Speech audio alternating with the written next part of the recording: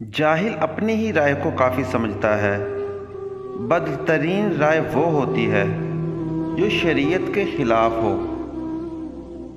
اگر تمہاری ہمت اتنی بلند ہے کہ لوگوں کی اصلاح کرنا چاہتے ہو تو پہلے اپنے نفس کی اصلاح کرو۔ دکھ میں کبھی بھی پچھتاوے کے آنسو نہ بہاؤ، کیونکہ تم وہ خوش نصیب ہو جس کو اللہ تعالیٰ نے آزمائش کے قابل سمجھا۔ حسد بیماریوں میں سے بدترین بیماری ہے۔ حسد نیکیوں کو اس طرح تباہ کر دیتا ہے جس طرح آگ لکڑیوں کو جلا دیتی ہے۔ کسی انسان کو دکھ دینا اتنا آسان ہے جتنا سمندر میں پتھر پھینکنا، مگر کوئی نہیں جانتا کہ وہ پتھر کتنی گہرائی میں گیا ہے۔ موت کو ہمیشہ یاد رکھو، مگر موت کی آرزو کبھی نہ کرو۔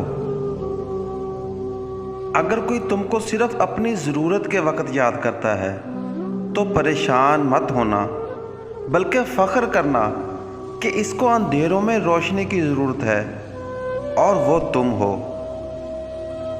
اگر کوئی آپ کی فکر کرتا ہے تو اس کی قدر کرو، کیونکہ دنیا میں تماشائی زیادہ اور فکر کرنے والے بہت کم ہوتے ہیں۔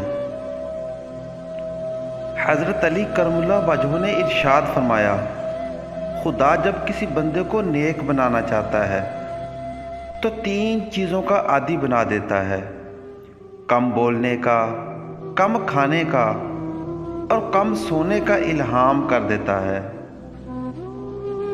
لوگوں کے عیب تلاش نہ کریں جو لوگوں کے عیبوں کو کریدنا چاہتا ہے۔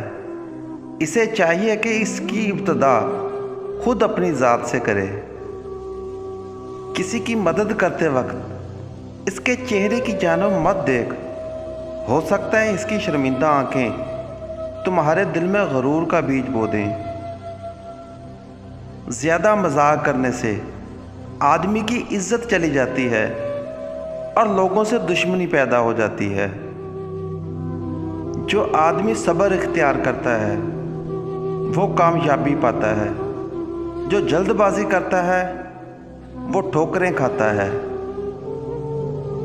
اپنے عیبوں پر نظر رکھ اور اپنے بھائی کے عیب چھپا تاکہ تو بے پردہ نہ ہو جائے۔